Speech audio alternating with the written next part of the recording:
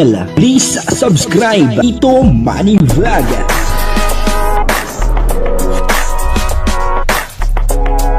Payagan po si Tito Manny Vlog na mag-reactor para pambiling gamot sa kanya pong karamdaman. Wala masyadong records ng ng away. Kalingap Mikoy, nagsalita na tungkol po doon sa mga agam-agam ng mga ibang followers ng Mikris. Ang sabi po nila, ang agam-agam po nila ang sabi po ay papalitan daw po ang katandem ni Kalingap Mikoy. Ito po ba may katotohanan o ito ay fake news? Papanoorin po natin yung video at nang malaman po natin kung ano po ang talagang katotohanan. Si Krista, papalitan sa Mikris. Titingnan po natin kung ano po talaga ang katotohanan dito. Kung ito po ba ay fake news o talagang totoo. Pero bago po yan, ako muna po ay bumabati sa inyo lahat ng magandang umaga, magandang tanghali at magandang gabi sa inyong lahat mga kapatid. Saan man kayo ng panig ng mundo naroon ngayon ay mag-iingat kayo palagi at pagpalain kayo ng ating Panginoon. Maraming salamat din po sa patuloy na tumatangkilik sa aking YouTube channel at nanonood sa aking video reaction. Patuloy lang po natin suportahan sila Kuya Bal Santos Matubang, Kalinga Prab, Ate Edna Vlog, Junk Tapia at yung mga kasamahan ko po na reactor sa Kalingap. Ganun din po yung mga charity vlogger na Kalingap partner. O ito po yung video na kung saan ay nagsalita itong si Kalingap Mikoy tungkol po doon sa mga agam-agam na mga followers ng Mikris. Napapalitan na daw itong si Krista bilang katandem ni Kalingap Mikoy. Ano po ba ang katotohanan dito? Papanoorin po natin yung video at ang kabuuan po ng video ito ay mapapanood po natin sa YouTube channel ni Kalingap Mikoy. Dahil kami dyan sa dahil makita ko. Sure po. Yan.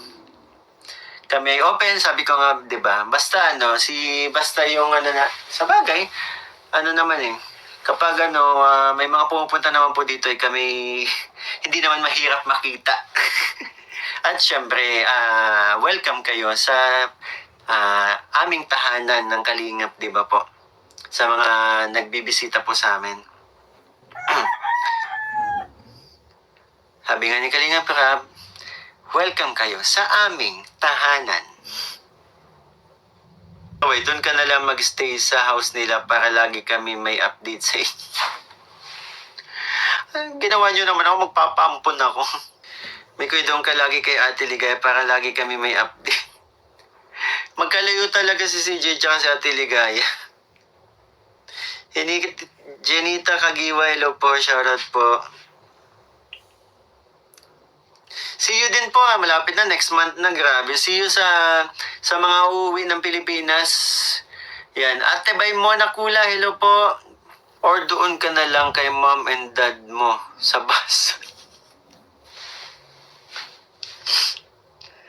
Kayo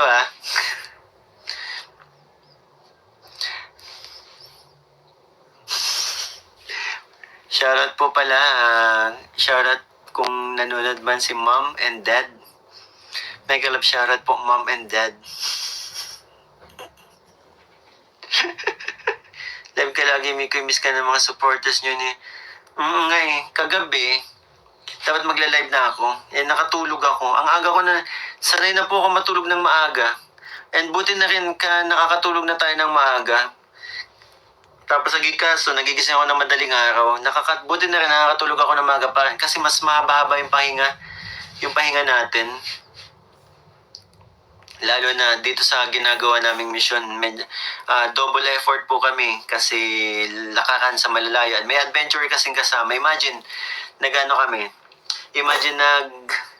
naglalakad kami sa bundok, akit baba, minsan matarik yung daan. Kaya kailangan namin talaga ng sapat na tulog.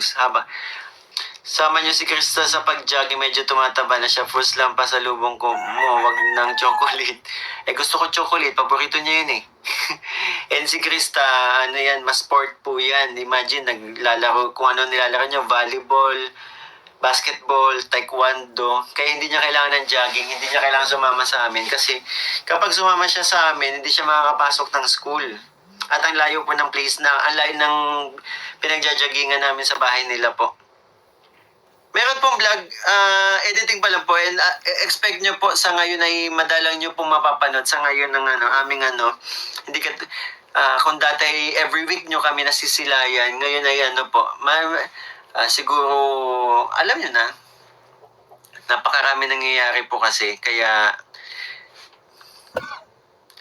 pero huwag kayo mag-alala, nandito pa rin naman kami, walang papalitan, walang dadagdag, kami lang din. Kami pa rin ang tandem ni Krista Jane. Kaya sa mga may message sa akin, pasensya na po sa mga hindi ko na-replyan kasi hindi nyo naman na kailangan tanungin po. Pangawakan nyo na lang yung sinabi ko nung tinanong tayo ni Kalinga Prab. Kasi may mga nagme-message kasi sa akin, may bago ka na daw makakatandem. Ganun. Hindi ba nagsabi na ako sa inyo? Si CJ at si CJ lang mga katandem natin. Mahilig sa fake news. Yun nga mahilig sa fake news mga nagchat-chat. At naniniwala. Grabe.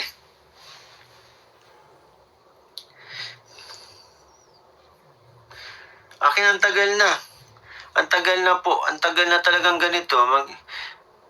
Maghintay kami ng upload ng 4th Mansari kahit hanggang dulo na walang hanggan. Pretty boy, ganun din ang thank you so much po Marlene and Gito. Basta kami at kami lang. May Chris na solid yan. Solid tayo may Chris. Walang papalitan. Walang dadagdagan. Yung po, napanood po natin yung video, no? At dito nga po ay sinabi ni Kalingap Mikoy na wala naman daw pong papalitan. Kahit daw po anong mangyari, talagang si Krista pa rin ang katandem ni Kalingap Mikoy. Maliwanag po yun na sinabi ni Kalingap Mikoy, yung po mga napapanood nyo, ay baka mga fake news po yan, Sabi nga ni Kalingap Mikoy, wag po kayo magpapaniwala, doon sa mga sinasabi ng iba.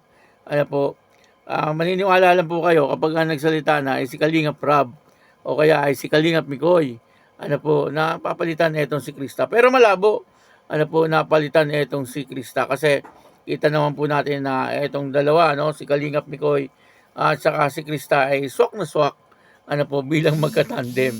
At kitang-kita naman po natin na talagang magaling, at maganda ang kanilang mga ginagawa, sa teleserye ng Mikris. Kumbaga, ay lalo pong dumadami ang viewers, lalong-lalo na po ngayon na marami po talaga ang nag-aabang. Pero sabi po ni Kalingap Mikoy, wag daw po kayong mag-alala. Kasi ay tuloy pa rin po ang Mikris. Kaya lang medyo madalang na ang pag-upload ni Kalingap Prab sa mga love team. Sinabi naman po yan ni Kalingap Prab doon sa kanyang live po yata yon.